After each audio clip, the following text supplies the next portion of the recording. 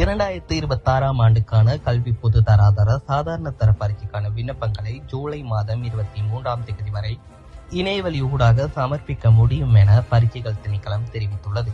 அனைத்து பாடசாலை விண்ணப்பதாரர்களும் அதிபர் மூலமாகவும், தனிப்பட்ட விண்ணப்பதாரர்கள் உரிய அறிவுறுத்தல்களின்படி இணைய வழியாகவும் விண்ணப்பங்களை சமர்ப்பிக்க வேண்டும் என்று திணைக்களம் வெளியிட்டுள்ள அறிக்கையில் குறிப்பிடப்பட்டுள்ளது. தனிப்பட்ட விண்ணப்பதாரர்கள் விண்ணப்பிக்கும் போது தங்களது தேசிய அடையாள அட்டையை பயன்படுத்த வேண்டும் என்பதுடன், அடையாள அட்டை இல்லாத விண்ணப்பதாரர்கள் தங்களது பாதுகாவலரின் தேசிய அடையாள அட்டையை பயன்படுத்தி பதிவு செய்து கொள்ள வேண்டும். பரீட்சைகள் திணைக்களத்தின் உத்தியோகபூர்வ இணையதளமான www.donets.lk அல்லது www.onlineexam.lk ஆகியவற்றுக்கு பிரவேசித்து விண்ணப்பங்களை சமர்ப்பிக்க முடியும் என பரீட்சைகள் திணைக்களம் மேலும் தெரிவித்துள்ளது. ஜூலை மாதம் 23ஆம் தேதி நள்ளிரவுக்கு பின்னர் இப்பரீட்சைக்காக விண்ணப்பிக்க முடியாது என்பதுடன், எக்காரணம் கொண்டும் விண்ணப்பங்களை ஏற்றுக்கொள்ளப்படும் இறுதி திகதி நீடிக்கப்பட மாட்டாது என்பதும் பரீட்சைகள் திணைக்களம் அறிவித்துள்ளது.